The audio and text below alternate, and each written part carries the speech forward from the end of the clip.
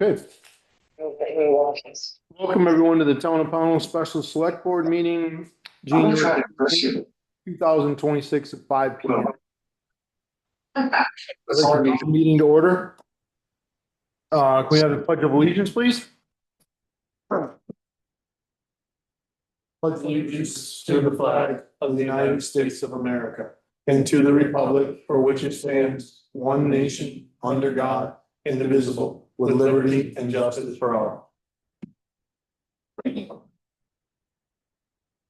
Board member roll call. Carl Strohmeyer. Katie Alexander. Mike Gardner. I'd like to introduce our special guest tonight. And I apologize, I'm not exactly positive who's in, and I can't really see the board, but we have Senator Seth Baumgart, Representative Jonathan Cooper, Representative Mary Morrissey, Representative Michael Negro, Senator Robert Plunkett. So I would like to open this meeting tonight, thanking each and every one of our invitees who are here tonight.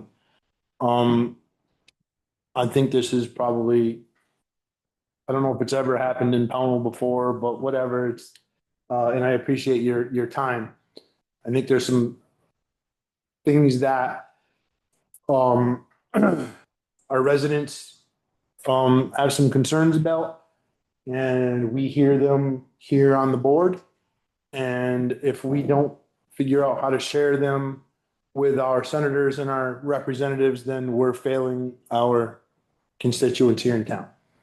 And I think we're trying not to do that, trying really hard. So that being said,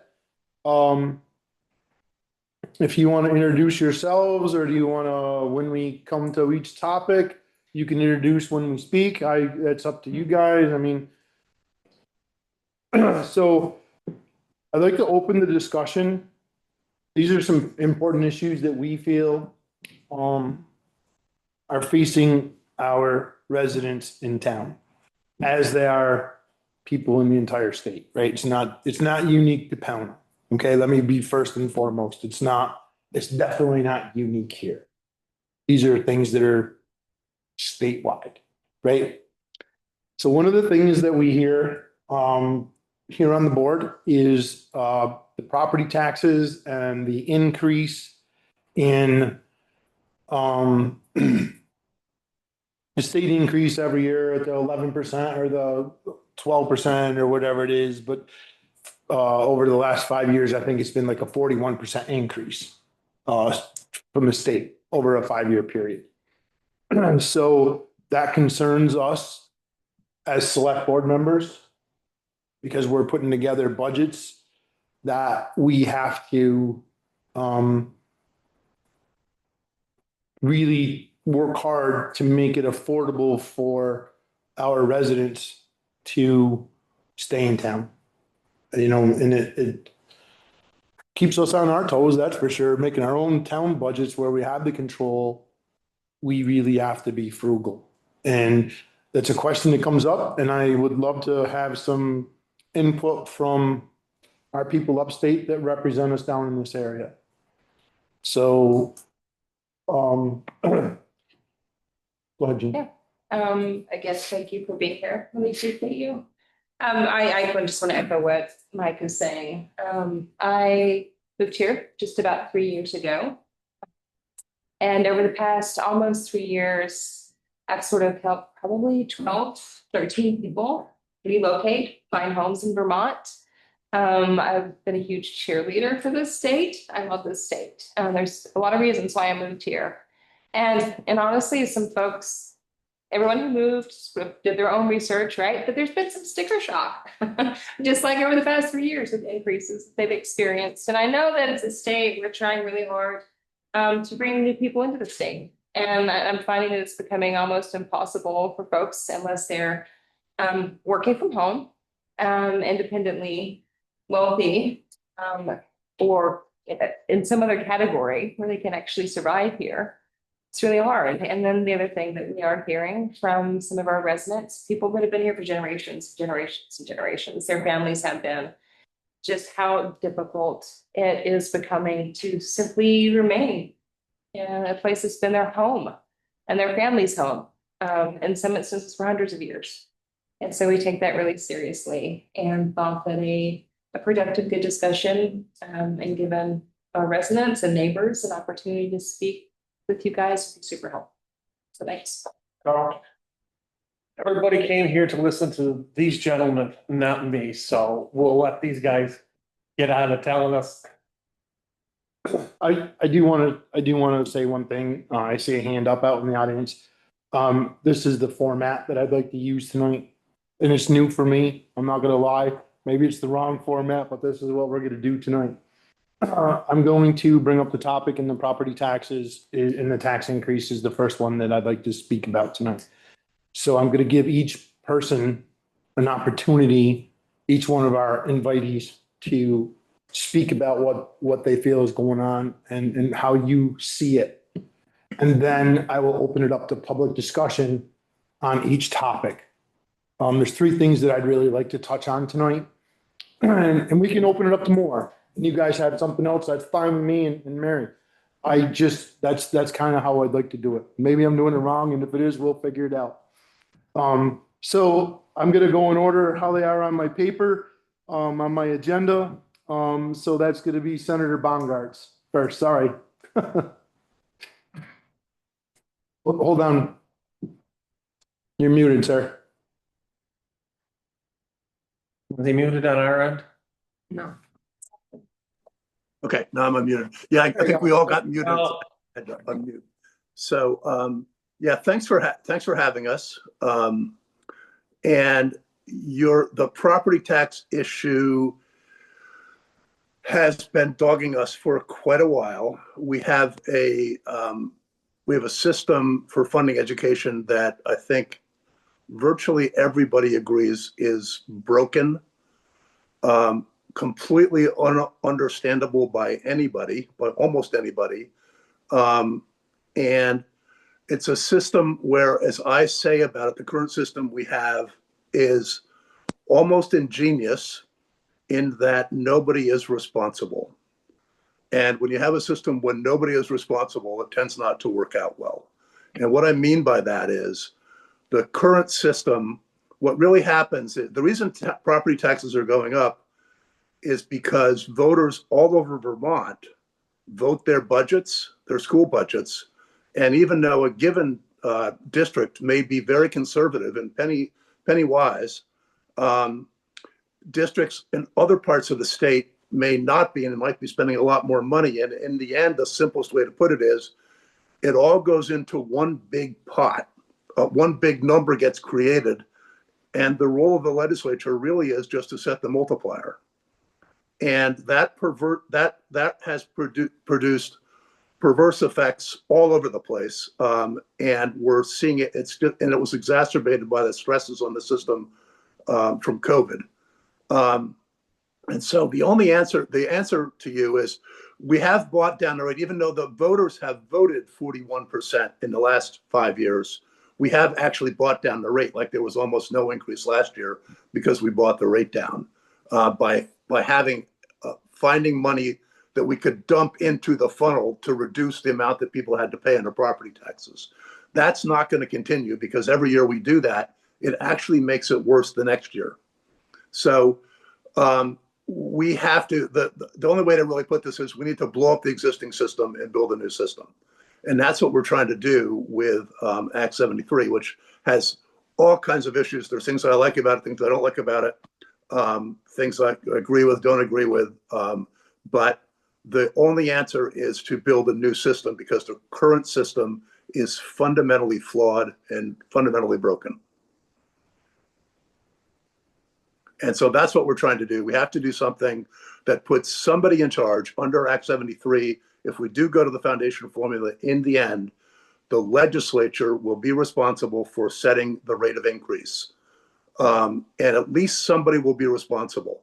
And you'll actually have somebody to direct your anger at, or maybe hopefully even your praise, but your anger at right now, there's almost nobody to direct it to because nobody is responsible for the current system within the current system.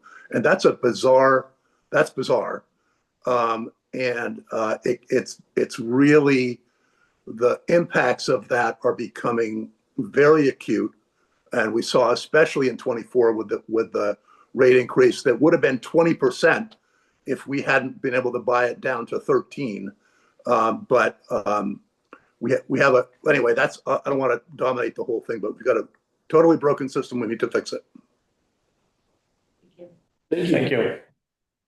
Representative Cooper? Sure, I think, so yes, thank you. It's nice to be here. It's nice to be able to be here in the room. And I think, as Senator Bongartz mentioned, our education funding is a weird situation. And one that I think we go back about 30 years with, landmark Supreme Court decision, Brigham really deciding that the local way to do this, each town for just funding its own schools, was not constitutionally, was not meeting the constitutional standard in the state of Vermont for providing equal access to education. It comes from a noble place in a decision by the state Supreme Courts. And sadly, when we look back at the disparity between the schools that were funding the most, or the districts that were funding the most, and the difference between that and the five that were funding the least back in 1997, it's just about the same disparity as we have today. So what we have is a system that passes legal muster, but doesn't actually deliver what common sense would say would mean equitable access to education. Oh, I'm new with this. No, we're gonna let them talk. Okay. Okay, Come back to the problem. that's fine. When we're done with we're done. Let me know, right? I will. And so that is, and so that's part of the challenge that we're at now. Something that was attempting to make the level playing fields didn't really get there in terms of dollars and cents. But I'd like to add a little bit more to that, why we're seeing some of the challenges we're in at this point budgetarily. I was looking through some of the Department of Taxes revenues just in run up to this meeting, and the amount of money that's being claimed in personal exemptions is going up. The amount of money that's going into our pension liabilities is going up. All the sorts of signs of a state with an aging population. And so I think, as Jeannie, as you mentioned, trying to bring people to the state, as the state is trying to bring people to the state, are we getting the profile of people that are bringing us, that are helping to resolve our demographic sort of pyramid, where we're getting a little grayer at the top and fewer kids in schools sort of at the bottom. And so it is a really sticky wicket, one that we see, I think, all across rural America, certainly in northern New England. As you said, Mike, these are challenges that are felt across across Vermont. And just for those that haven't had a chance to meet, the Bennington 1 district is almost all of Pownell. If you're west of Route 7, if you're south of Barber Pond Road, and the towns of Reedsboro, Searsburg, Sanford, and Woodford. And it's forcing communities into these very difficult decisions. The Reedsboro School District will be voting in March whether to shut down the Reedsboro General School. That building was built for 140 kids, and it's got about 40 in it. And it feels like an amusement park on a rainy day. We've been down there a couple times. The Vermont Symphony Orchestra was just down there for like a sort of mini performance for the students. A really a wonderful little community center. And so there's these, and the weird thing is, if that school stops operating, their education tax still goes up by 19 cents over this current fiscal year. So I wish there were better answers, but at this point, I'm trying to list what I think are some of the reasons that we see the things that we see, and hopefully a crisis won't go to waste, and that we'll figure out what we need to figure out so that there's fewer futures like the regional school might be facing right now, and more for the schools that should be filled with children and with school plays that are attended by the families that send those children there. Thank you, John. Is Representative Morrissey in? Okay, then we'll go to Representative, Negro, and if I am mispronouncing your name, I apologize totally.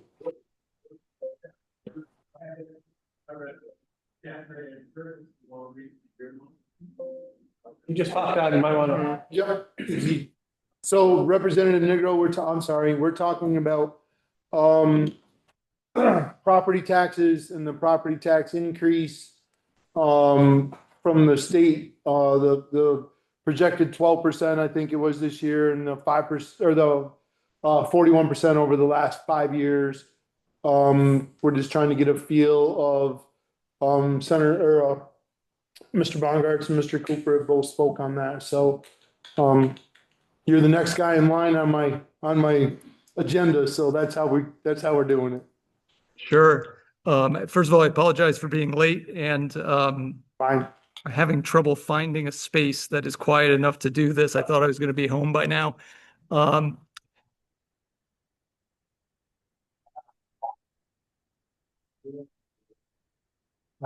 Sorry, just a moment. That's all right. Okay.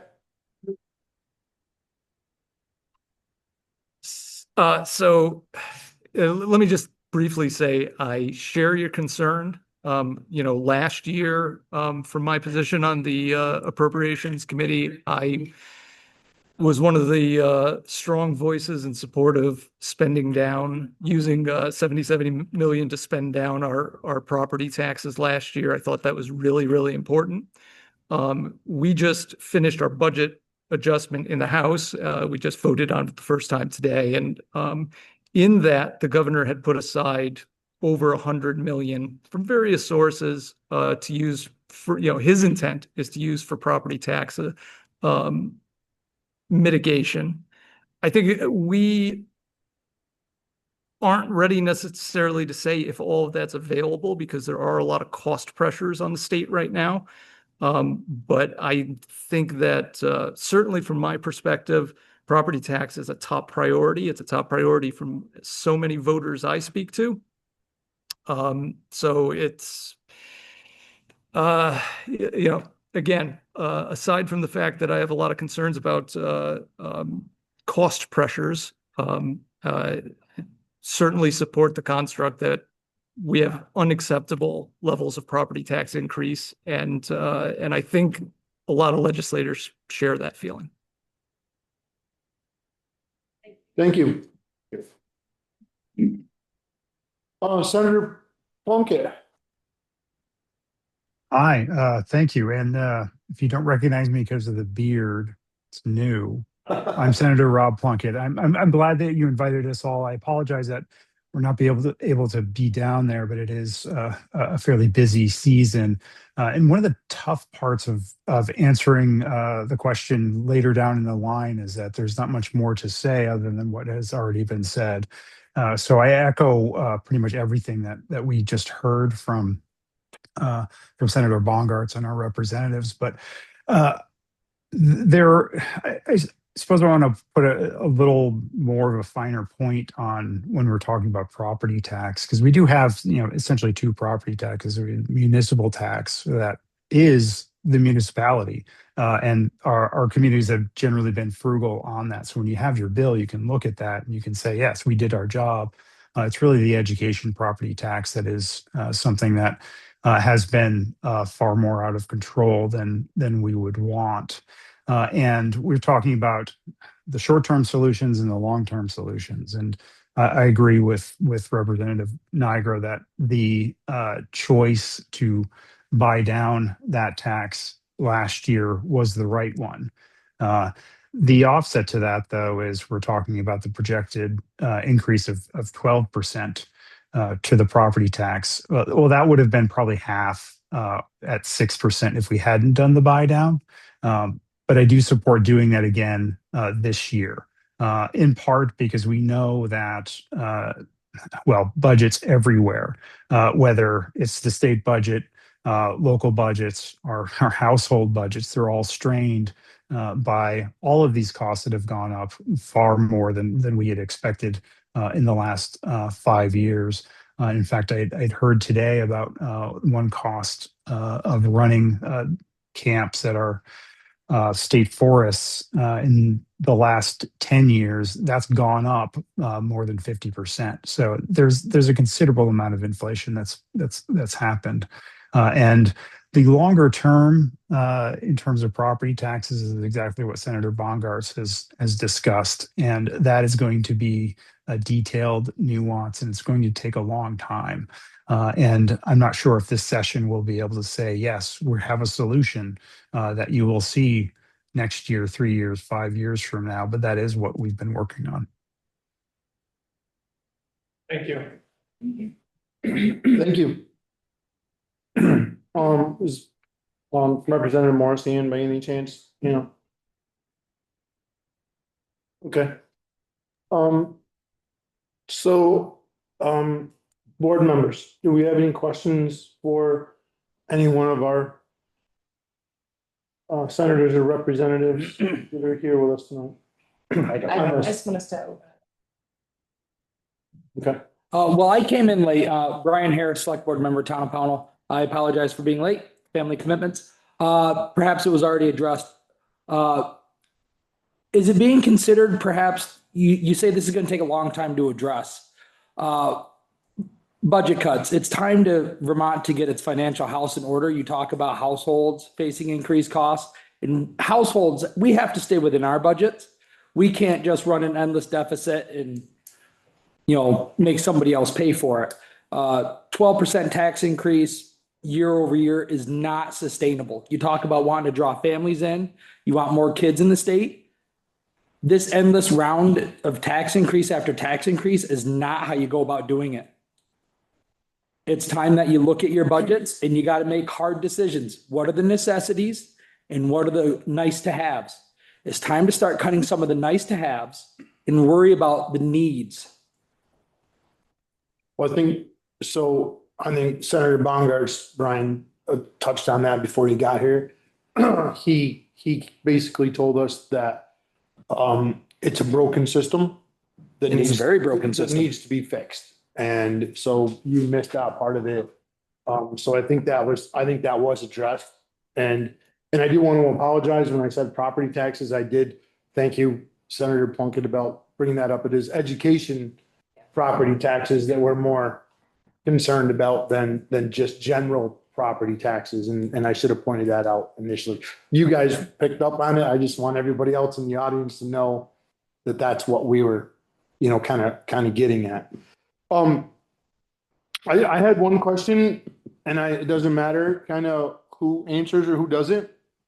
One of the things that you brought up, Senator Bongartz, was the system is broken, and I don't think anybody disagrees. It sounds like everybody, even up in Montpelier, agrees that the system is broken, right?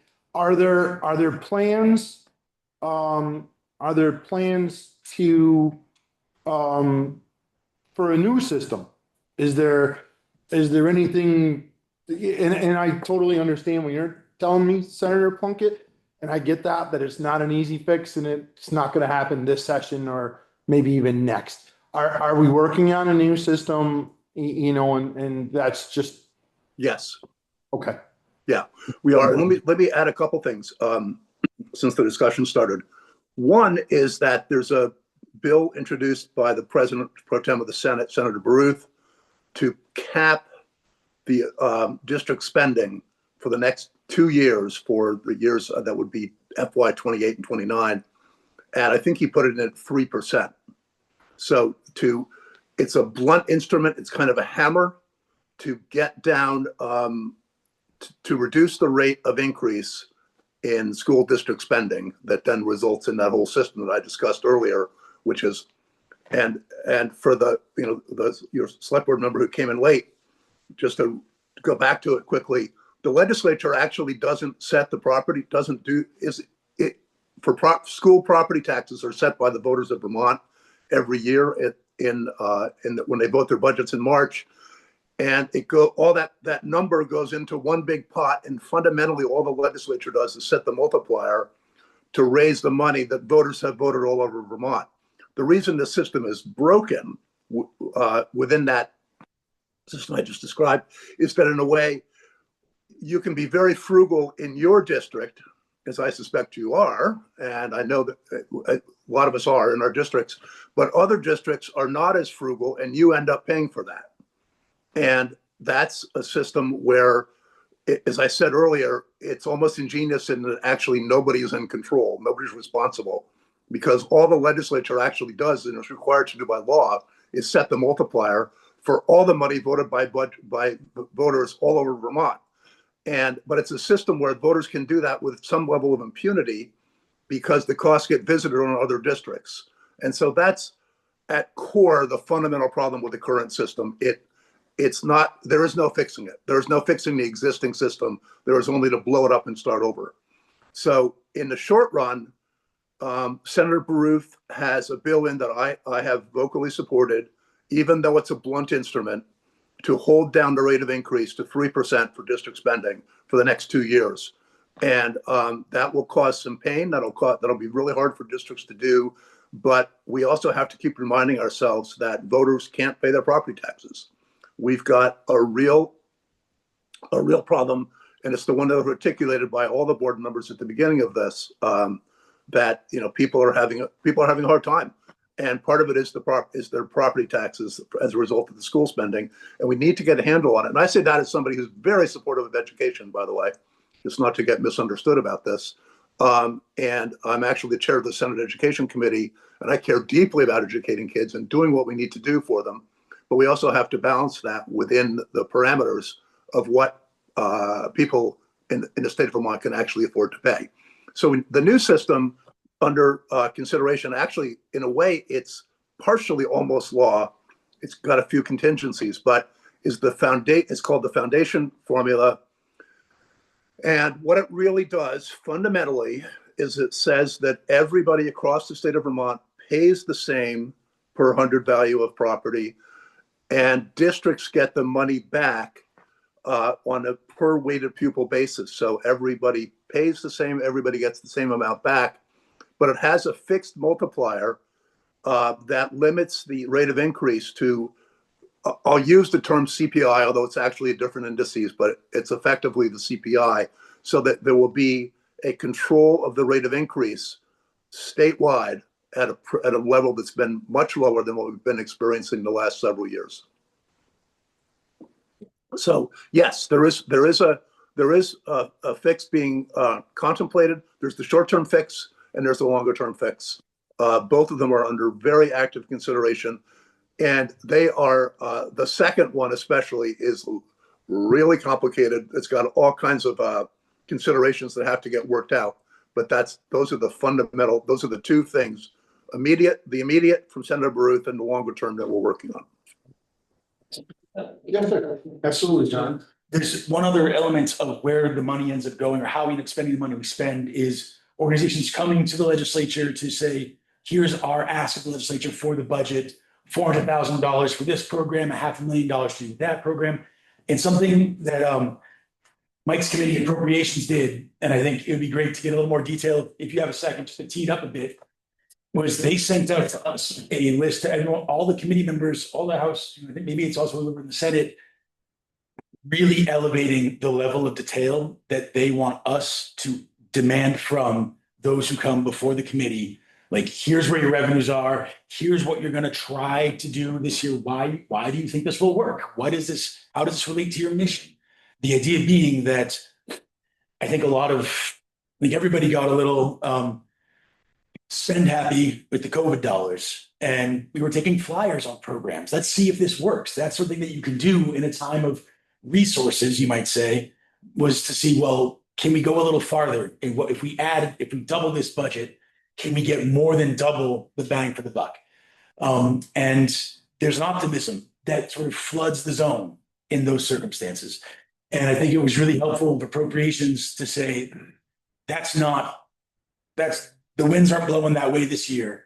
So let's, one, make sure that everybody is coming before committees with the same sort of format for what they want. And two, that all the legislators are prepared to feel empowered to ask questions that are a little tougher, because there are the things, Brian, that are nice to have. but I don't know if we're in a nice to have kind of budgetary moments. And I don't know if Mike, if there's more to add to that, that seemed like a new twist this year, and I thought it was a really good one.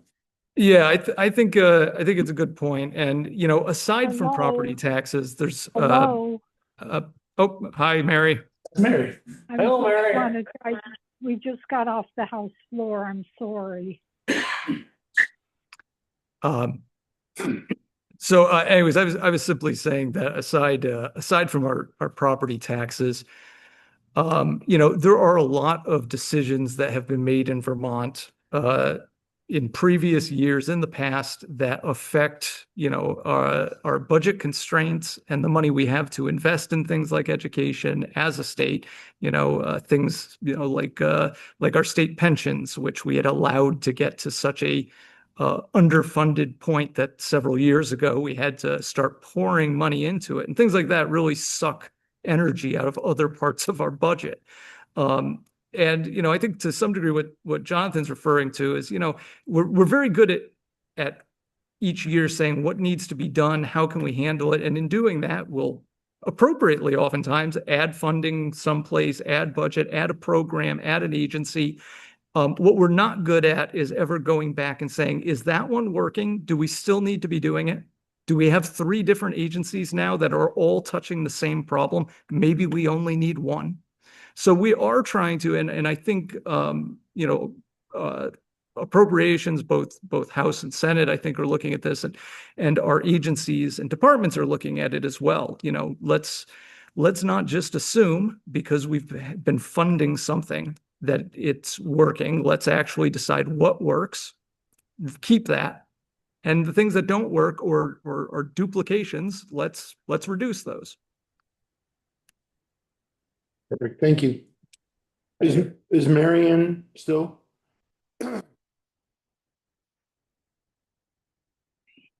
Yes, I'm here. I'm sorry. Mary, thank you. Thank you for coming in, Mary. So we're talking about the property tax increase, and specifically the education portion of property taxes. And we were, you know, questioning and trying to find out what's going on, and Senator Bongartz, you know, had explained it's a failed system. And then, you know, some of the other things that came up were what Mr. Nigro just explained, and I'm sure you heard him about, you know, duplication and some other things. So if you wanted to speak on that, Mary, that'd be great. And I know you're kind of put on the spot here a little bit because you're you know, and I know you were in session, and you know, thank you for taking the time to come in afterwards. I know you all were.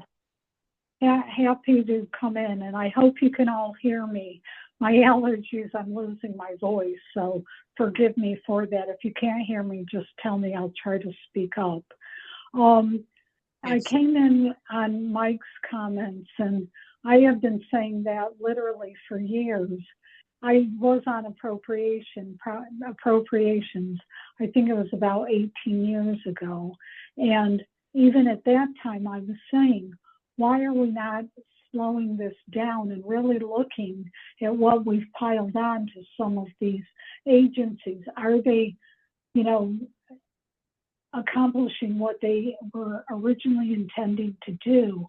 You know, we need to look at that very carefully and thoughtfully going forward. And even like Mike said, we sometimes can have numerous different groups or nonprofits kind of doing the same thing, but who's really delivering and looking to bring the best, and how do you consolidate and be more, you know, funding wise, you know, and more, what's the word I want to say, the sustainable funding for a resource that will actually help our folks and not just continue to take money and not really accomplish what the mission was.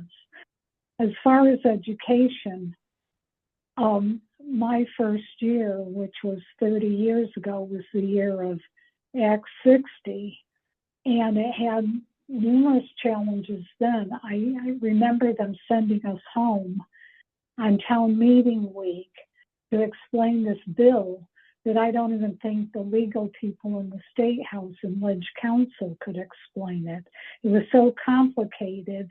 And dealing with the property tax, it was kind of like this kind of minutia of everyone not really knowing how the funding was going to go. And so it has gone, it's just not sustainable, and it has not been from day one. I voted against it the first year I was there, not because I wanted to, but I did run some of our own figures from Bennington, and often Mike can probably tell you better how they do it now, but I know years ago they would often use 2- and 3-year-old figures to calculate what a formula was, you know, for when they were proposing a bill, and especially a bill of significant, price tag.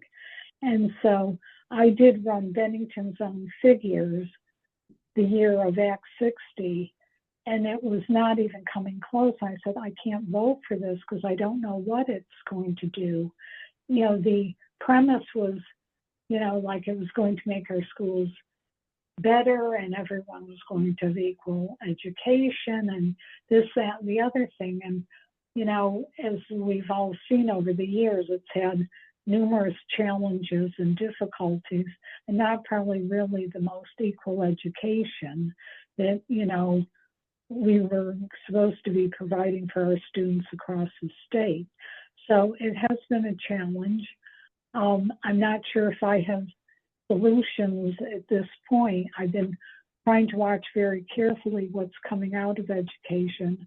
And, the conversations have been a bit difficult because I feel a little bit like we're kind of in the same place we've been. This is hard. All of these pieces of legislation, especially when you're talking about an education fund that's at about $2.5 billion budget, we've got to be very thoughtful and careful of how we address this issue to provide tax relief for our taxpayers, but also providing an excellent education for our students, while at the same time providing the resources that our teachers need. Because you can be looking to cut in one spot, but that may bulge out another area that you're going to be spending more, such as when we did Act 46, and they thought, if we just consolidate all these schools across the state, that'll save all this money. Well, actually, it did the reverse of what it was supposed to, and it actually made it more difficult because we still have communities across the state. Some are not, some parts of communities are not talking to the other part because their school was closed and the others weren't. So there's been this feeling of, not a fairness in the discussion either. So as I said, we've got to be extremely thoughtful and careful for what we do. And again, folks have to remember, when you close a school, you're usually merging other schools together. So does that mean our children will be on buses and you have to pay for transportation?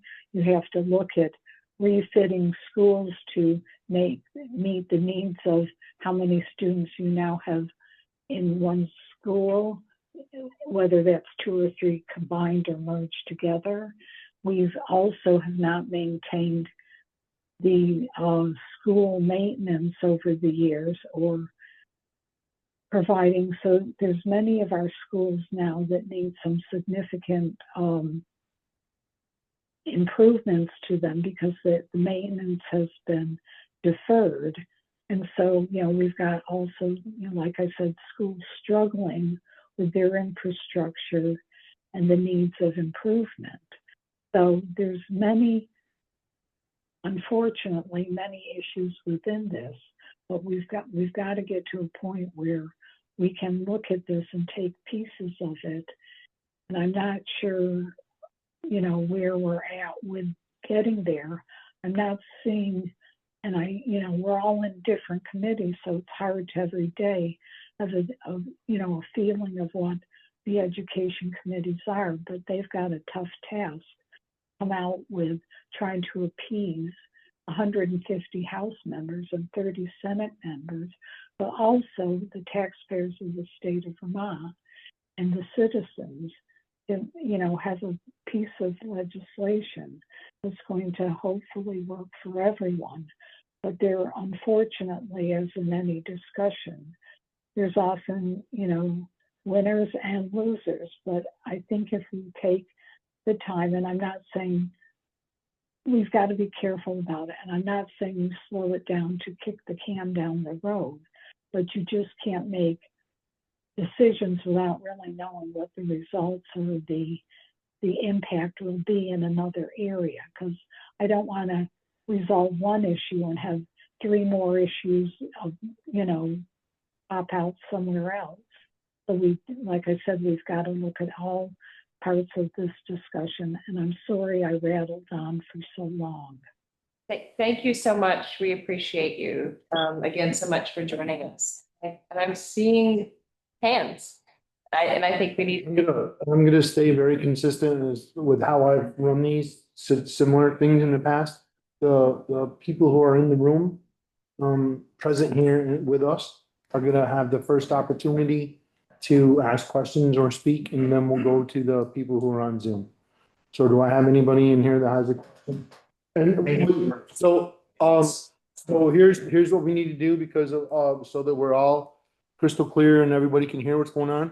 When somebody has something to say, I'm gonna have you come to the table, state your name, and then feel free to ask however questions. If we usually have a 3-minute time limit, I'm not gonna stick to that tonight, because I think this is kind of a off kilter type of thing. So.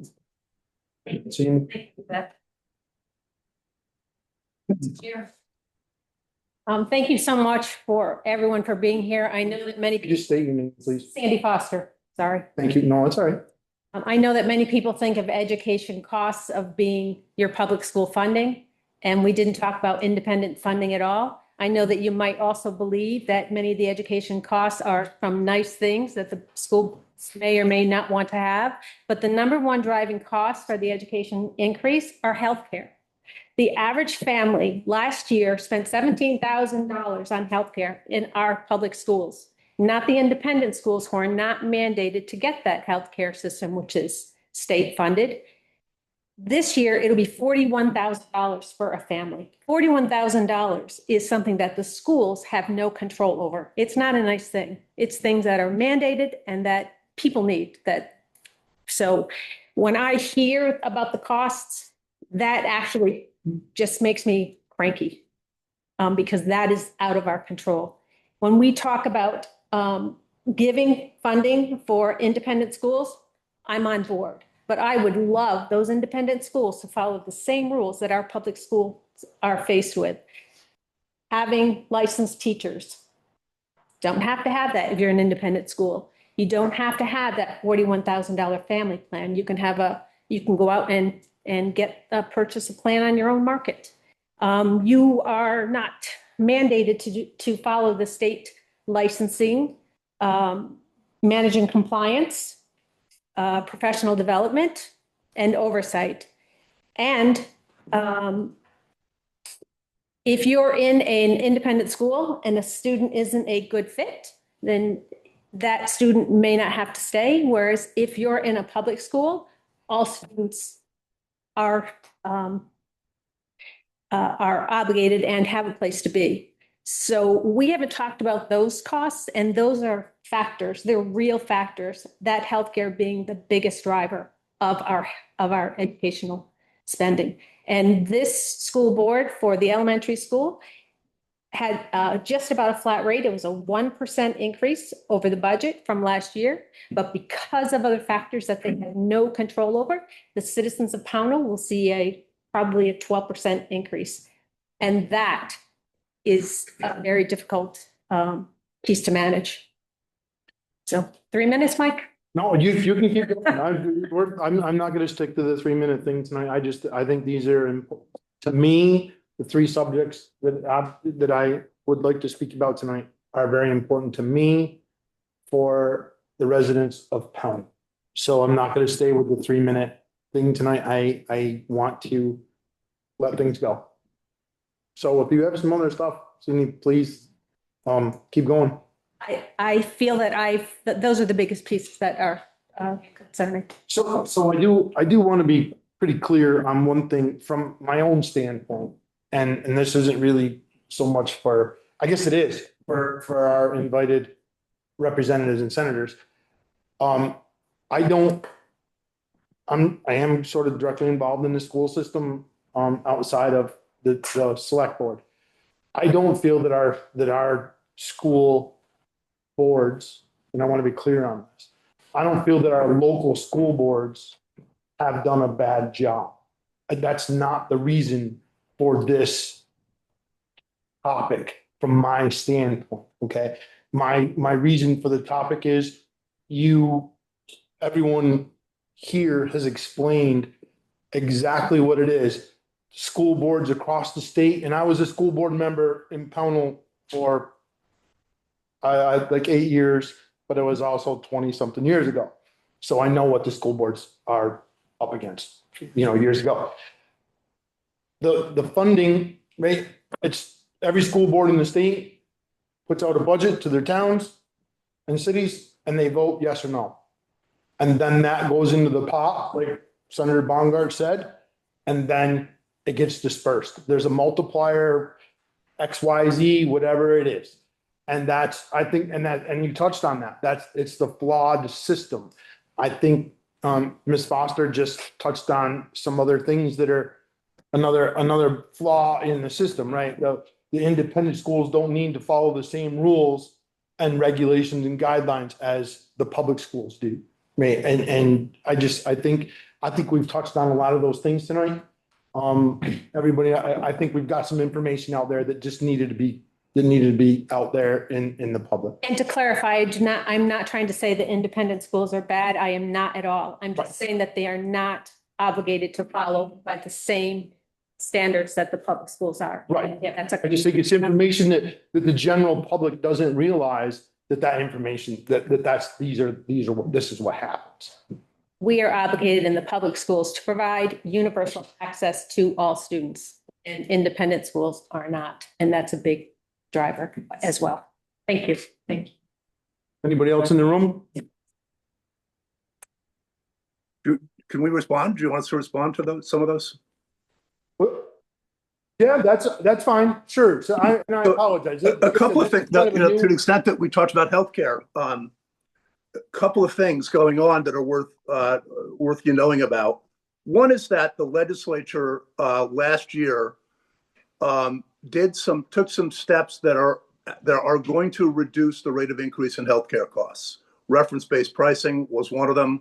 The other is the work of the healthcare board, and as it relates to work we've done with regard to prescription drug prices and other things are actually will drive down the cost of the rate of increase by some degree. The other thing is that there's a bill that got introduced into the House. One of the problems going on that school districts are facing with the cost of healthcare is that when we switch to the statewide system with a statewide contract and a statewide negotiation for healthcare, the way it was drafted, the current construct does two things. When you get to the point that the two sides are deadlocked and there's an arbitrator is brought in, the criteria tend to push the arbitrator to always side for the more expensive healthcare plan. And the other thing is that it's last best offer.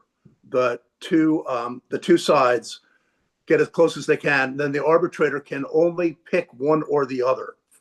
And so for the last several years, the last several negotiations, it has always gone toward the more expensive plan, which of course the teachers want. I'm not begrudging that. It's just the way it is. And so the bill that was introduced by Representative Pincinel from Dorset at the behest of the Superintendent's Association does two things. It seeks to change the criteria that the arbitrator is able to consider, and it does away with last best offer and let the arbitrator sort of put something together from between the two. And that has the potential to make a real difference for that portion of the rate of increase that school boards are facing. The other, the independent school discussion is a long, complicated discussion. But I think a few things to note. One is that the total expenditure on independent schools is less than 3% of the total expenditures of that $2.1 billion that we spend with tax dollars. So it's a tiny percentage. It's about $64 million out of that. And the schools are actually subject to very rigorous control by the State Board of Education. It's just that the rules they operate under are tailored differently to fit the independent school construct, which is different than the way that public schools operate, but actually very rigorous. And they have the same requirements for special ed. In fact, some of them run very good special ed programs, and they take every kid from their district. So there's a lot of I don't know if I want to use the term misinformation, but it's much more complicated than the sound bites about independent schools. In fact, and by the way, last year under the construct that was passed, the portion of Act 73 that was passed, cut the number of independent schools eligible for tuition from about something like 38 down to 18. And so it's those that are fundamental to the delivery system. And so we're in a very different landscape now. And we're talking about schools that, frankly, just do, I think in every respect, a remarkable job for their communities.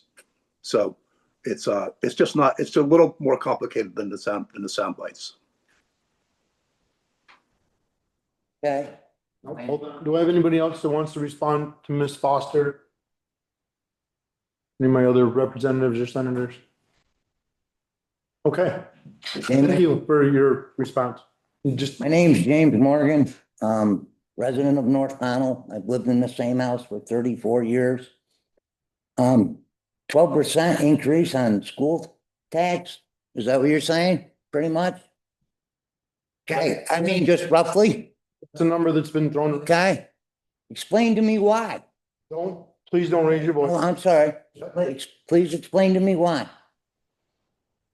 The 12% at this point is not a real number. It's the number that the administration thinks might be the number if everybody voted their budgets as they're proposed. The reason is that that's what voters are voting all over Vermont. It's not, frankly, anything the legislature is doing. Voters vote that all over Vermont. And the problem with the system that we've been talking about tonight is that what you do locally, even if you're very conservative, you get those voted numbers from others visited on you. And so the answer is the one we've been giving. The system is fundamentally broken. It needs to be replaced. Yeah, I agree with you there. Yeah, 100%. But I mean, the educational system, the kids are coming out of Bennington High School, Southern Vermont Supervisor Union. Half of them can't read, write, abstract, multiply, divide, or have any common sense. But they get passed, here's your diploma, they're sent out into the public, and now they're our problem. Okay? And another problem is you're raising taxes all over the place, but you're chasing all the industry out. The factories are closing faster than you can open them up around here. And you expect people to pay more and more and more? How? How can that be right to anybody? Jim, I think we're getting off task a little bit.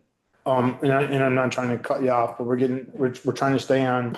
Well, that still comes down to the school thing, though. We're trying to stay on topic, right? We're trying to stay on the school, the education tax increase.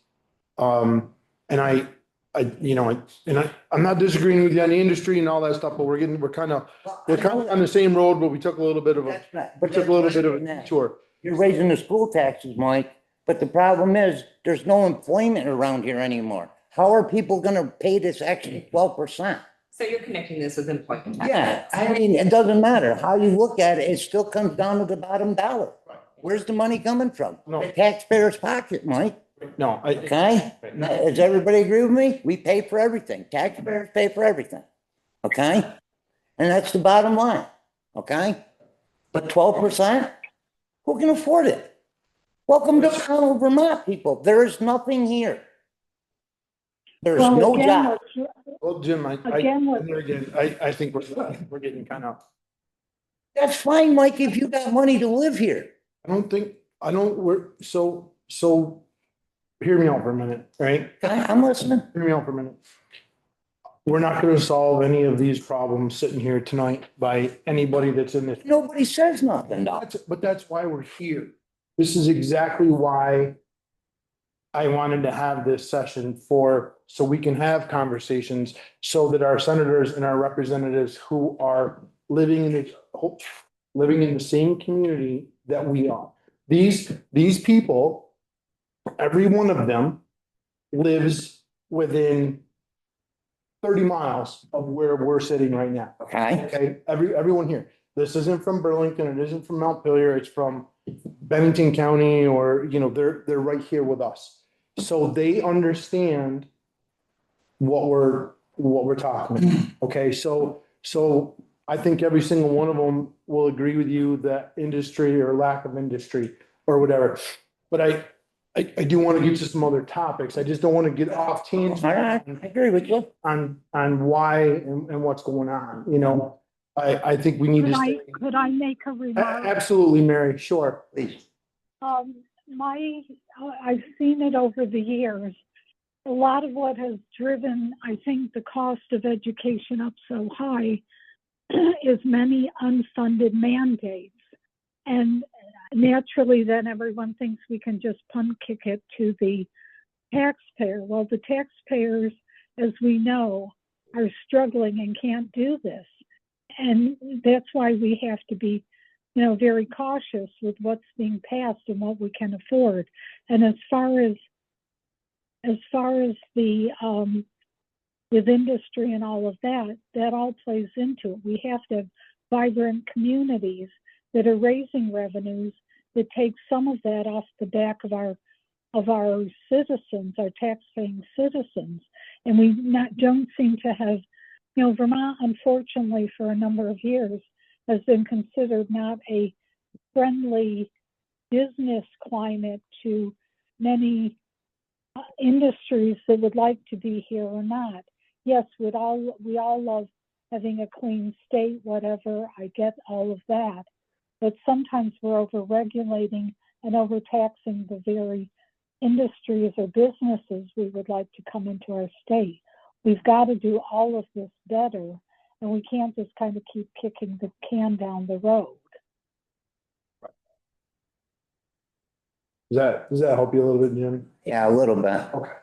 So I'll just add that, so James, I live on North Pownell Road, so you're with the district that I represent. And I hope before we leave, I can just hand you my contact info so we can talk more about. I've already had a chat. We've had a chat, and there's another chance to have it this Saturday at the Hilltop Farm Store. I'll be there from 3 to 4:30. So I'd like to talk more about it, how it does with the work that I'm trying to do. And you put your finger on a pulse that I try to take every day. So, I hope we can keep it going. But as a regular citizen, you can only swallow the pill for so long. The pill gets bigger every year.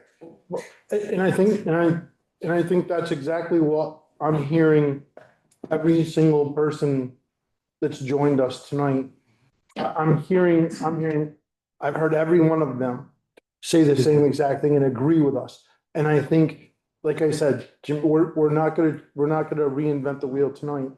But my goal is for our representatives and senators that represent us in our immediate area, hear us. They hear you. They hear Ms. Foster. They hear when I get to Mr. Kosis, who's had his hand up for a while, and other people in the room. They're hearing us, and that's our goal. Okay, we're not going to fix anything tonight. You're hearing us. People have been saying the thing for years and years and years and years. Nobody's done this. Nobody's first, This is the first time that anybody's had this, so. well, maybe the first time here, but the problem's still been this going on forever. But if Well, no, I understand how the system works, and I appreciate Representative Baumgarten to explain it. So what I'm hearing is municipalities need to start vetoing budgets. And if enough municipalities veto their budgets, that's kind of what needs to happen. There's so many things I've seen as a citizen of the state of Vermont I that don't have want to break debate, my heart. I don't want to debate. I know, I'm trying not to be, but the problem is this is the first time I've ever been to a town meeting of any kind in my life. Okay? I understand. A couple years ago, I actually registered to vote first time in my life.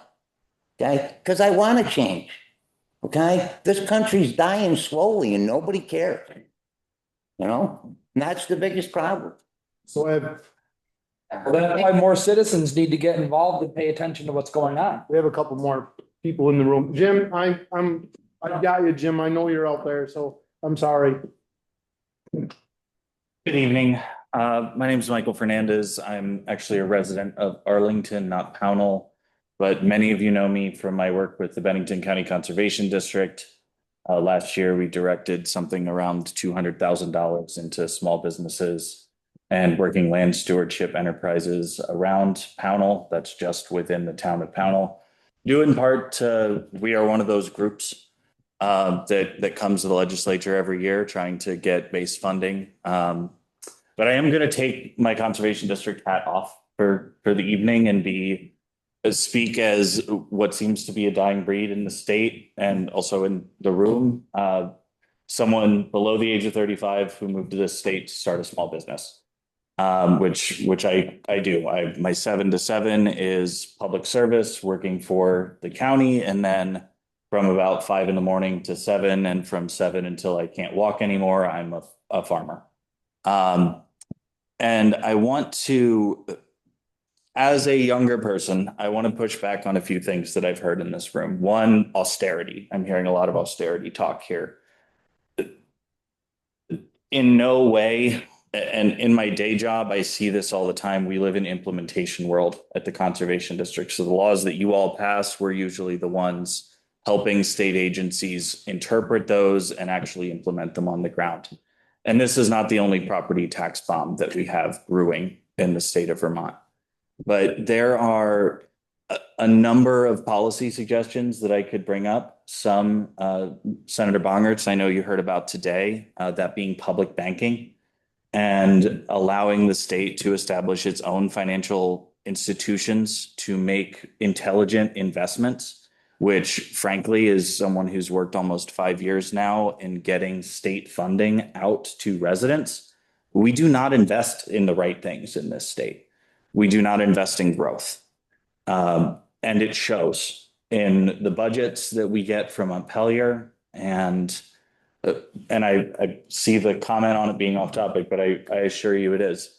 We cannot cut our way out of this property tax crisis. As this state gets grayer and as property continues to consolidate, property taxes are going to continue to increase. There just aren't enough people moving to the state. There's not enough revenue going into the state coffers because, like you said, sir, there aren't businesses being started. There isn't economic activity that is feeding into these state coffers. So I would really encourage, and again, saying this as a citizen, not in my day job, looking at some of these longer term strategic initiatives that the state could engage in, like public banking, that would allow for more of the state's revenue to stay in the state. Right now, every penny of the state's coffers is being lent out all over the world because it's held in private banks.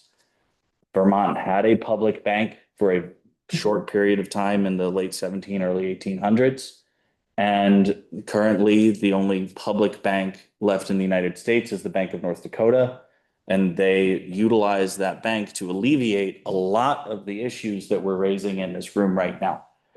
So I want to just push back on the austerity talk. I understand the impulse, but as someone who spends 12 hours a day, sometimes 6 or 7 days a week, getting these programs on the ground. People need them.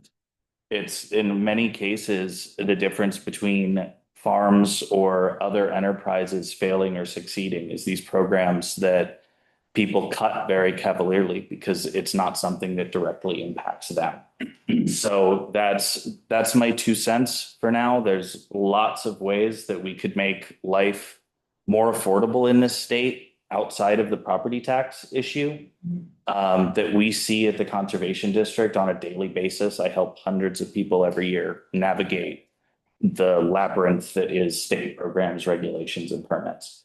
So if legislators would like to discuss that with local conservation districts, folks like Jim sitting over here, that we are in the trenches with this stuff every single day. And I've never once been asked by a legislator what I think could help impact the wider issues that are facing our community. So let's get some more young people in this state, start families, businesses, and make it an attractive place to live over the course of somebody's life. That's all I got. Thank you.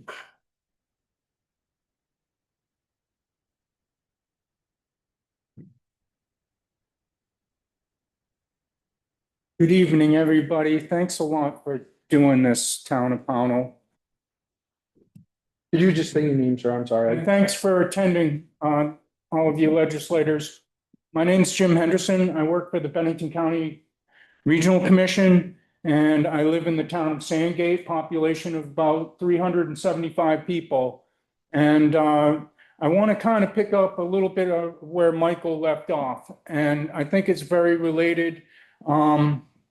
It's about the significant demographic change that we are all experiencing and seeing. And it affects us economically with our property taxes. It affects us culturally, and it affects our municipal services, and specifically relating to schools. Our population is certainly getting older, and the younger population is getting smaller. And a healthy education system relies on a healthy younger demographic group. And that means younger people who are working and raising children and sending them to schools. Certainly, we have so many schools scattered around Vermont that were built generations ago for a much larger population than they have now. And because of the economies and global markets, some of those schools no longer have the populations because there's not the jobs in the towns like Reedsboro and to support the local population. So the population of the school kids are going down in some of these schools, yet the expenses are the same or rising. We talked about the healthcare costs. There's still the heating costs. There's still the janitorial costs, the teacher costs. So the population of the schools are going down. The costs are either staying the same or rising. They're all rising. We know that.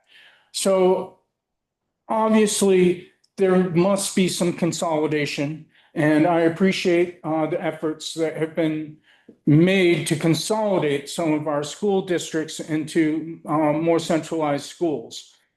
But the demographic change goes well beyond that too. And I think it really started with back in 9/11, and it really increased significantly in COVID. And a lot of this has to do with the internet and people who can telecommute. So there's a lot more people moving here, but not bringing or raising a family here. And we're talking about a lot more second homeowners, and I'm going to really harsh on short-term rentals. And this is something that I see in my small town, and I feel it. It's very obvious when you live in a small town, because you know when properties are being bought and sold.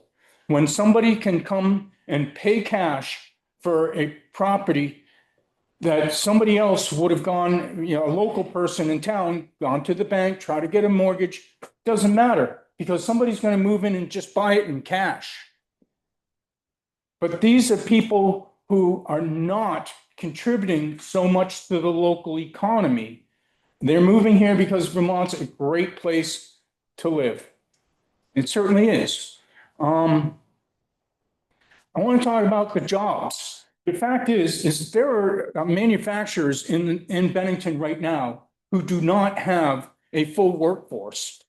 They have openings on all their shifts. And the main reason for this is because people cannot afford to live in the state and either walk or drive a short distance to work like they used to. The fact is that most people who work in Manchester, Vermont, they live 20 miles away and have to drive a good 20 miles to get to a job that pays just over minimum wage. And the same is true for the manufacturers on Shields Drive in Bennington. And this is significant. We're going to start feeling this effect of having fewer young people being able to afford to buy a house, raise a family here on so many levels. And I'm talking about the fact that all of our road crews are aging out. Most of our road foremen are 60 years old or older, and most of the road crews are in that same age bracket.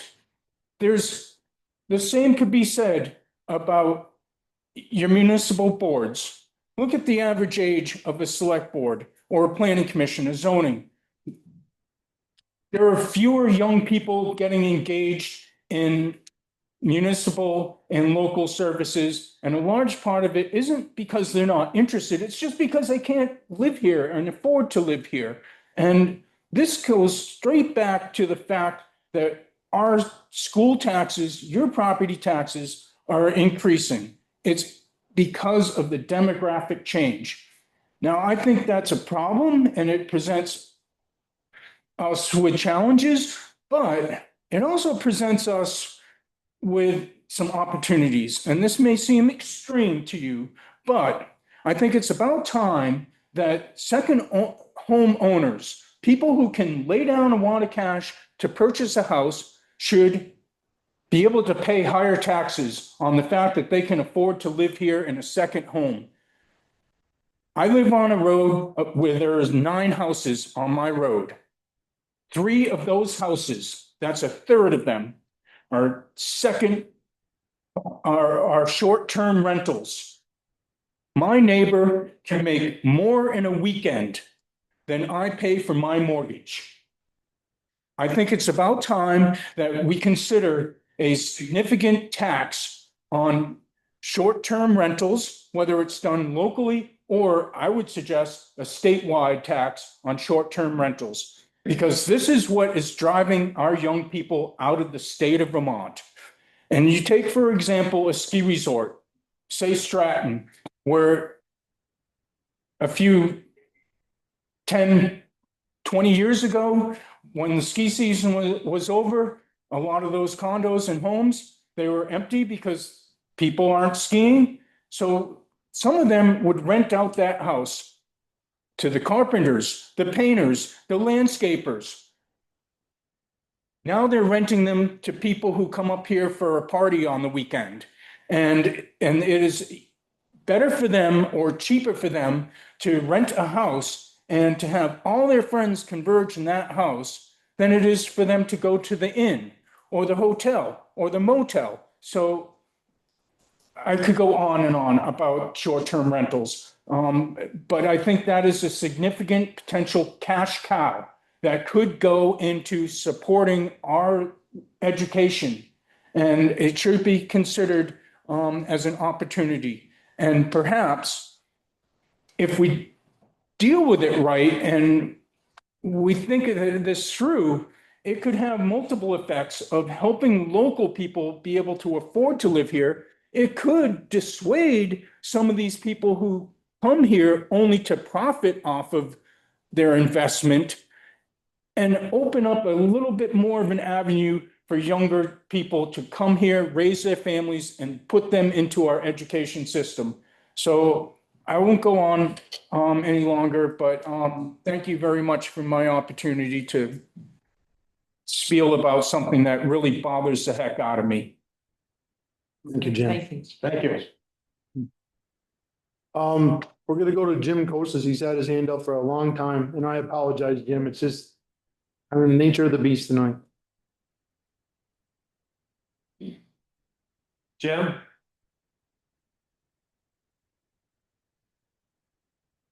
Hello, guys. Let's see, hour and 20 minutes. I appreciate the guys, or all the representatives and everyone coming through with our panel to discuss with Pownell residents. I'm a little disturbed with outside people kind of coming in and kind of taking over the meeting. But first of all, I really want to just stress how much I appreciate Seth, and his comments.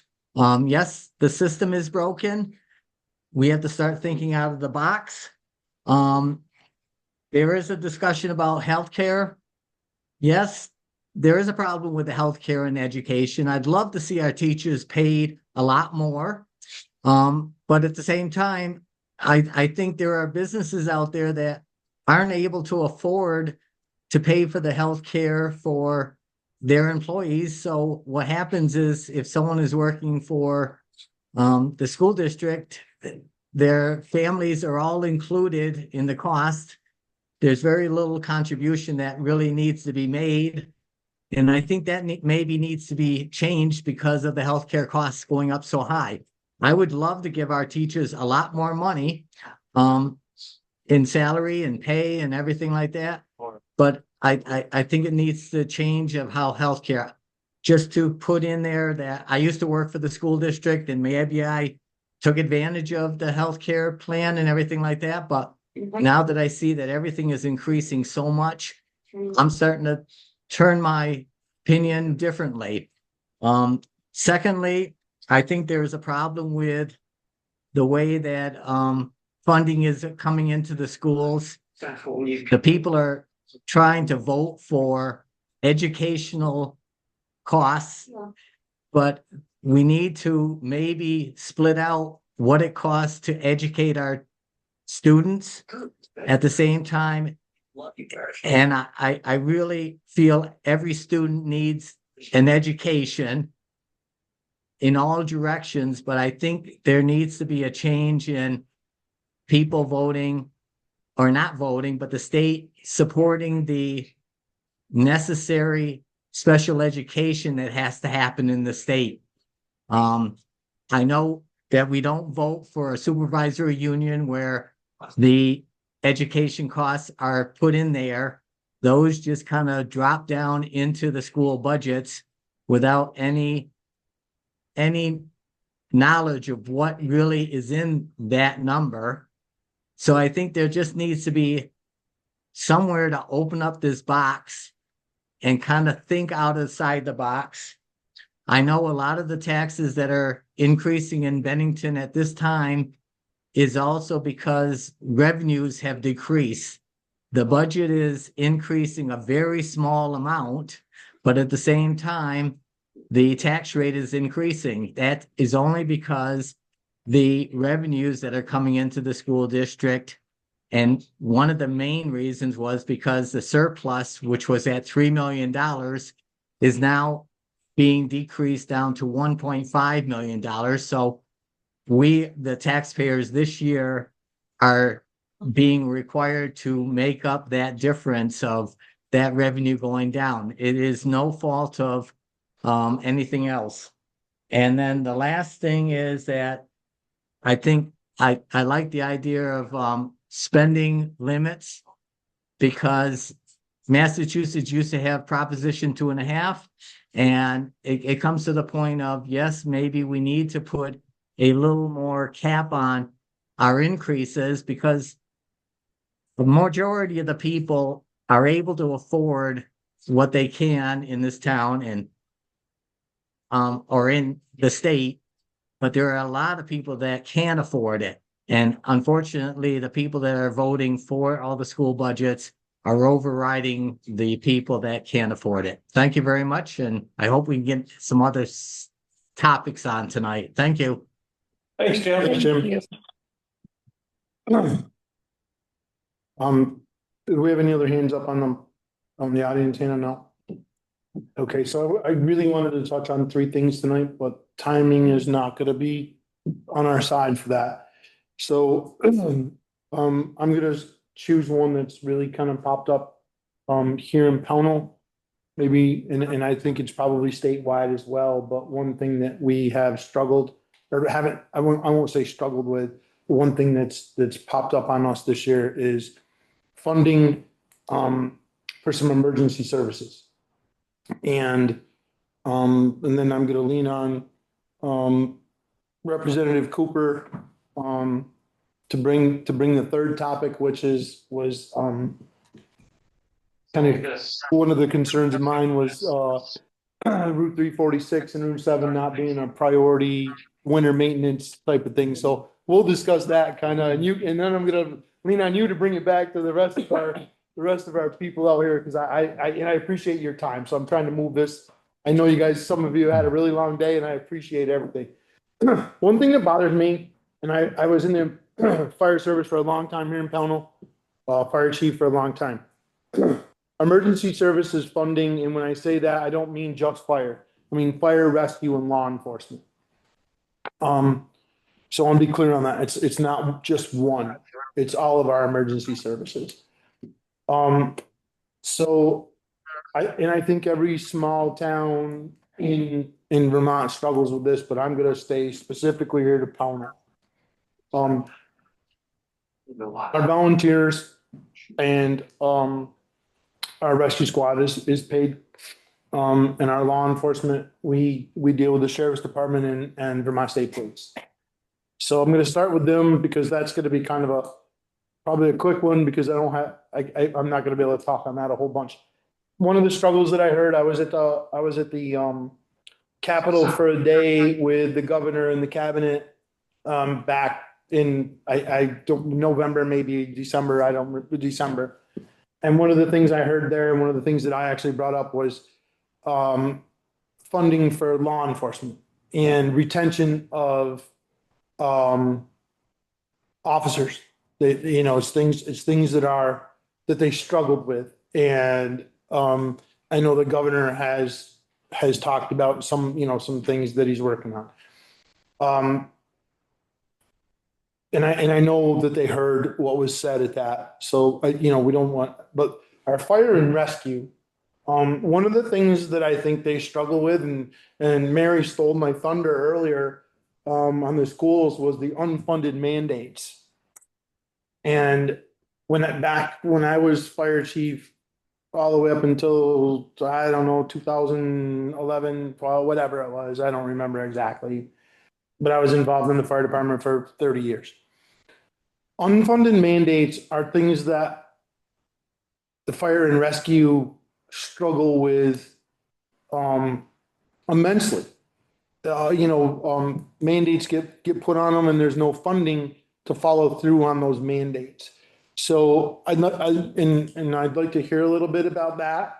And then, we can talk about law enforcement too. But I mean, the unfunded mandates that our fire service and our rescue people have to deal with, it kind of falls on their shoulders, and then it falls on the residents and taxpayers of the towns to make up that difference. And in order to run these operations, their fire departments or their rescue squads, they have to follow these mandates.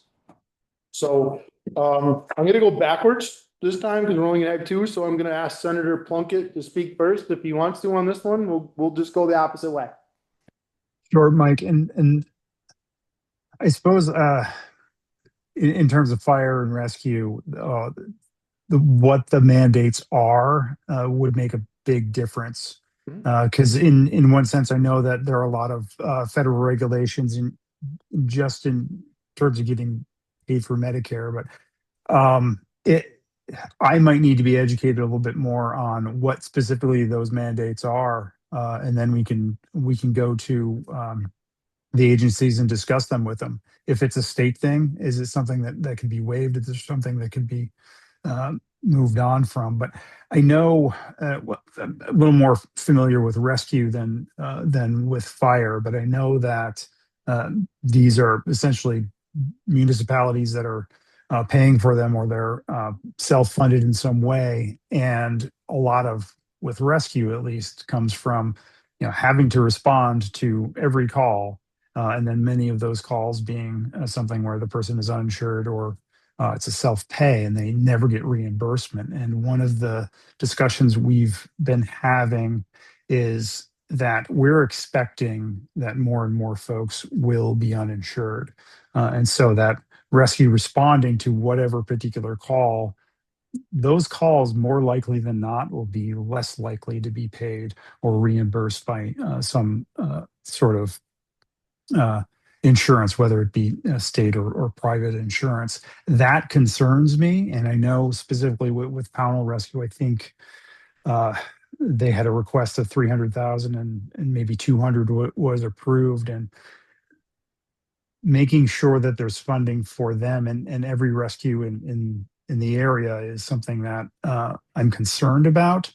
And we do have the federal funding from I believe it's called the Rural Transformation Grant, but that's not something that's going to be able to be tapped into for simple operating budgets. That's for innovative programs. So one of the discussions is regionalization of rescue, and I don't know if that would apply with fire as well. But in terms of those two areas, that's really what I know in terms of this. And I'm hoping to hear a little bit more about what those mandates are, and let us know, and we can have discussions about them up here. Okay. Thank you. Mr. Nigro? Yeah, I do think there's a little bit of a difference between, I agree, and this touches a little bit on what Rob was saying, a little difference between fire and rescue, in that rescue is stuck between a traditional healthcare model. I used to work in healthcare where you bill insurance, and a municipal service like fire services. And I think that kind of in between place they've been stuck, where they can bill for some of their services and not for others, has been really, the source of a lot of their problems. Again, I agree with Senator Plunkett. Federal regulation is really the biggest factor, at least in that piece.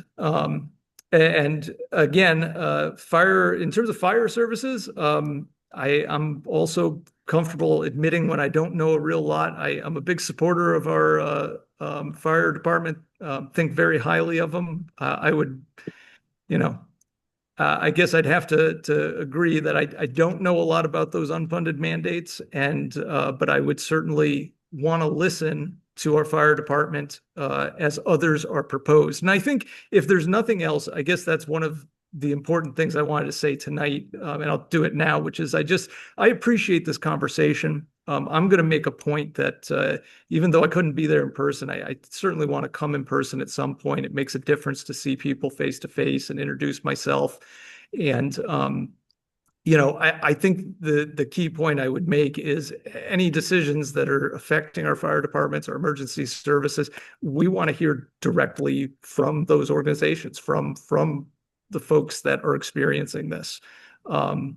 So, I guess as any of those concerns come up, you've got the names on this Zoom and this meeting, and with Jonathan right there,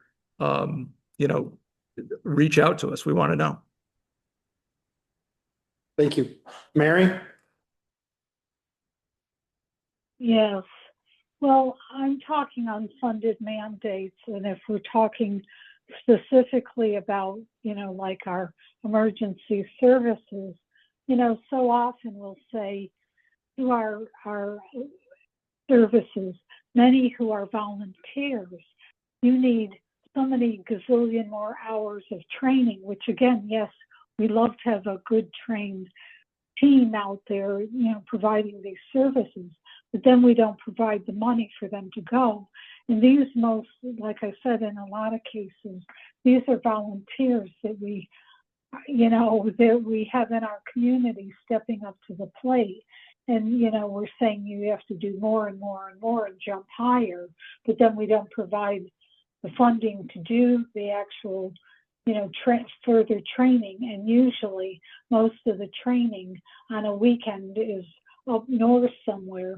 So that, takes away from, these volunteers' family. A volunteer in our emergency services is 24/7, 365 days of the year. They don't have the luxury to sit back and say, oh, I've got a weekend off. They're on call all the time. When you're volunteering, I have the utmost respect, like Mike said, I so respect our emergency services and thank you from the bottom of my heart for what you do every day. And a lot of people don't look at it in that way. You're just, some people think, well, they're on call. And I think sometimes people think you are paid. But again, we sometimes have you jumping higher hurdles without the resources or the funding that actually have you, get them in a timely fashion. But this doesn't go just across, doesn't just hit our emergency services. It's things across the board. And like Mike said, and Rob Plunkett said, sometimes things have come down from the federal government to us that we then have to try to struggle to somehow implement because it's been put on our shoulders. But once again, we've got to look at the whole picture always. And I'm not saying that people don't try to, but we've got to be, really looking very carefully at every bill that's passed, knowing what is in there and what the impact is going to be. And again, and when I say this, I'm not trying to shift, this discussion to our taxpayers, but our taxpayers, and I know people have busy lives and I get that and respect that, but you folks have to also, like many of you tonight, have talked about the issues that are hitting you home. Yes, you've got to get folks to vote. You've got to be looking at what these budgets are. Don't be afraid to ask questions. Call us up, email us, text us. I'm always someone that I try to, though it doesn't always quite work, I try to call back or respond back within 24 hours because I do want to hear from my citizens. I do want to see what we can do, and we've got to all be in this together. But again, I would encourage folks to truly look at what these budgets are, this upcoming voting for town meetings, and look at what's there. Look at the struggles that you may already be having. Is it time? And I'm not saying yes or no here, but is it time for a budget to go down that has to go back to be reviewed again? And, not saying there's easy answers in all of those, but again, we've got to look at what is working and what is not working. We can't just keep funding things that we really don't know. I know we've been doing some of that in our committee. I'm on the Institutions and Corrections Committee, and we've been looking at a number of things. Like we just had something today that we had, it was voted on, I think 2 years ago, and it was to extend a program that started out as a pilot program on something we were doing. And we pushed it to, where we wanted other counties in the state to be on board as well to do the same thing. But we didn't do the full kind of review of how this would be done. And then when it was passed, it talked about a financial piece, but the monies never went into it. So everyone was kind of scratching their head like, why is no one using this program? Well, there was no money there to do, and we should have done the full review of the program, what was working, what was not. We've got to get back to some of the basics of really digging deep to look at, what is working, what is not, what can be consolidated. And like someone said tonight, we can't cut our way out of it. Well, we can look at, like I said, the positives and the negatives to, try to put forth, fiscally, reviewed legislation that hopefully will help in our communities, but not, be another burden on the back of our taxpayers. But I'll cut there. I'm not sure if I quite answered the question, but I do understand where you're all coming from. Thank you, Mary. Jonathan? I think that the education piece we've talked about is really relevant to this. And I think the town really hit it out of the park, bringing our US Congresswoman Becca Valent to town. Last year, was it?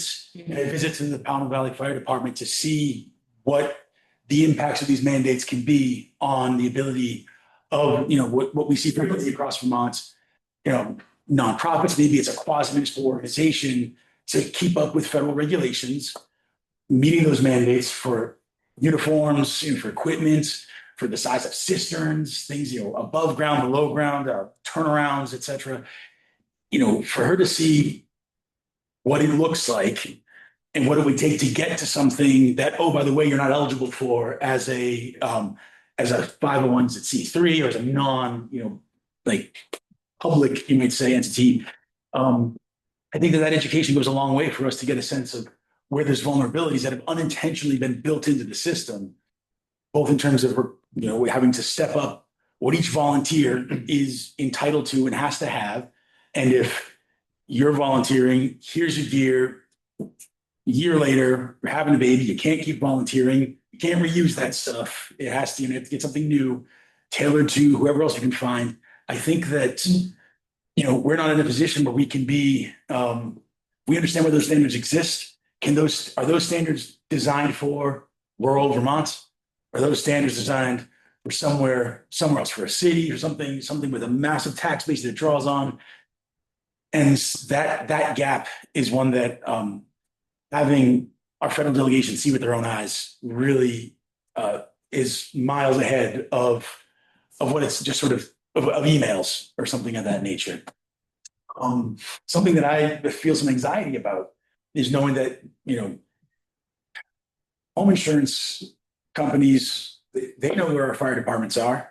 They know how far each one of us lives from one of them. And they hold it against us if it ever gets farther than what it currently is. Where every hydrant is, where every, station is, every house is, that's a real risk that we have as well. And I don't know what the impact to Pownell's, residents would be if you took two of those buildings off the map. And I'm not sure anyone in the insurance industry is going to tell us, but it's something that I think, we have, and I think a lot of Vermont, I think a lot of rural America has a risk that maybe is not currently known. And I don't know, I haven't found insurance companies to be too giving lately, because they're confronting their own risks that no one was planning on having to have the entire state of Louisiana prop up its own home insurance entity. State of Florida doing the same thing. I'm glad to live in a state that doesn't have a mile of ocean coastline right now. But it's still the case that, I thought Representative Nagar made a good point about how with rescue, it's caught in between two kinds of models. And that takes, I wish I had a better answer there, but it's one where in thinking of how, we're looking at emergency services, relying on that skill set, that upskilling that you need. So we know that the state has to really provide those credentials for emergency services that are available to people. You don't have to drive. Oh no, we have that training. It's in Brattleboro. We have it. You come up to Rutland. I think really trying to lean on the sad, being aware of that, looking at Brattleboro having Rescue Inc. all of a sudden be getting skepticism, in Brattleboro where they've been for 60 years in a hostile environment, one where all of a sudden it seemed like they're under microscope for reasons that were unclear to anybody else. And then there's moving contracts around. They have their own risks where it's like they have to do this every year. And this places people in a difficult position with morale. How can you feel like this is a career when you're just, one weird town meeting day away from looking at something that you can't plan for. I think, but like, there's still more for me to absorb on this topic, but it's one where I do think that, if we can identify, if we can make the risk big enough for the General Assembly, for all 180, as Mary's pointed out, for us to see, oh, we all have something big to lose here. We might have something meaningful, to do about it that's more than just commissioning a study. But I guess I'll leave it there. Thanks. Thank you. Thank you. Senator Baumgartz, we started with you on the first topic. We'll end with you on this one. Well, going, like somebody said earlier, going last, it's all, everything's really been said. I'll just say that, as somebody who was involved in my rescue squad, when I was a younger person, and it was next to the fire department, and I knew what was going on then. And when I look back at that and how simple those days were compared to what's required of people who are volunteering their time now, I'm in awe that people do it, because I look at the fire departments around the state, and the effort being put in by the volunteers is just, it's truly mind-boggling. And I just, if nothing else, want to just add on by saying I have unbelievable respect, and I'll do anything I can to help make life easier. I don't know enough about which mandates are federal, which are state, and which ones are the real issues that we need to be talking about.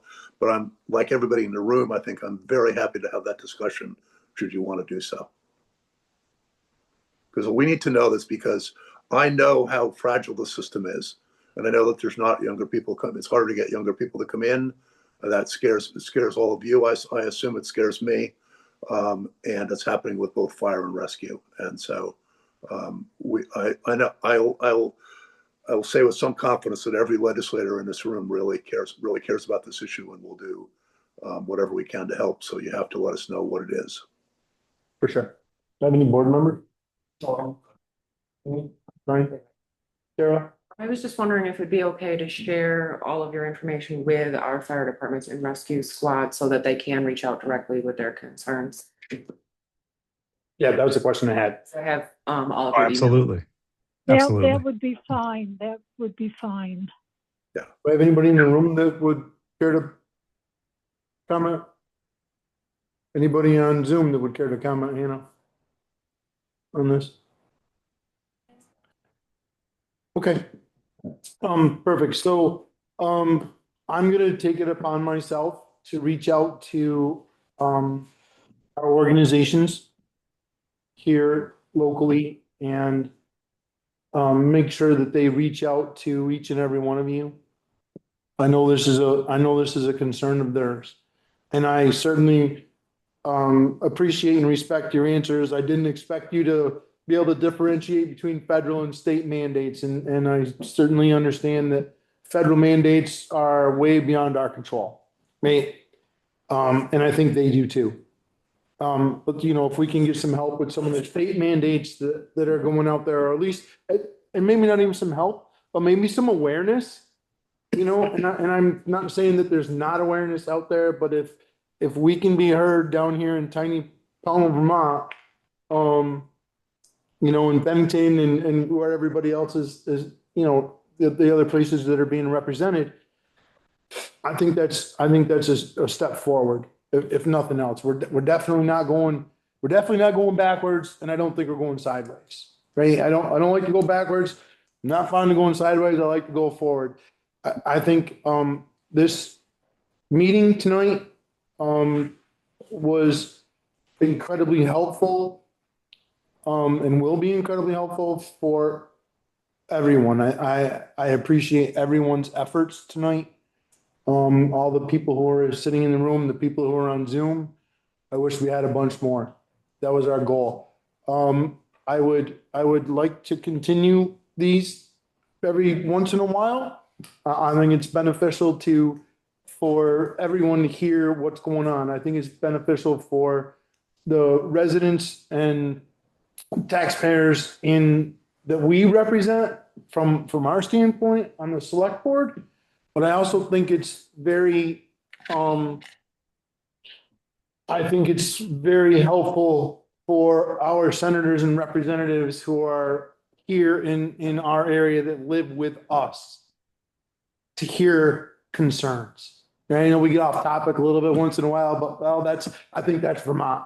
I think Vermonters have a tendency to do that anyway. I just, I've been here a long time and I think. And that is sometimes a good thing, that they can have a voice to say what they need to say. Exactly. You need to hear. Right.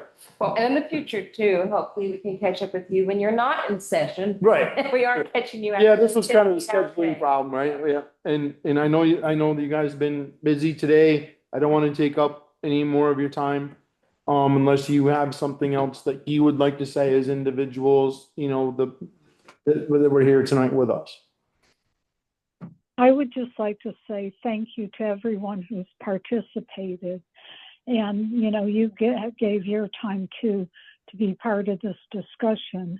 And I certainly, like I said, am available should people want to call or that, but I would be open to other meetings as well. And like Mike said, or in the discussion that, we should do, I think it was Jonathan. Well, Jonathan or Mike or both of you, in person is good as well. So whichever, I'll always try to accommodate. But thank you, all of you, so much. Thank you, Mary. Thank you. Anyone else have any comments? Yeah, I just want to echo Mary and say thank you, and thank you to the folks that actually spoke, because I know that oftentimes that can be very daunting and it's difficult to do. So I appreciate it when folks do, especially if it's in a public session. But certainly reach out to us, and our contact info is on the state website. So, and I think Tara has it. So if you need it, please reach out. Thank you. Thank you so much. Thanks, I everybody. appreciate everything.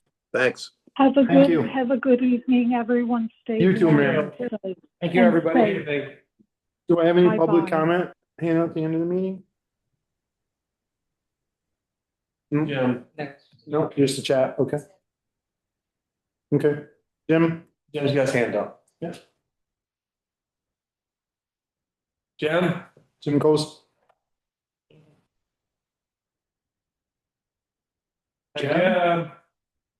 Just a minute, I have to unmute everything. That's okay. First of all, I just want to thank you very much, Mike, and the rest of the select board, pulling this all together. It has been excellent. I just want to make sure that one resident that came from North Powell, I give him 200% credit for showing up at this meeting tonight to stake his piece. And I hope that others would come on and just say what their opinions are. I just want to throw in there, I threw it on chat.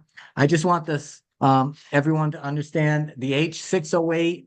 I don't think the posting of property needs to be placed on or made so restrictive for property owners.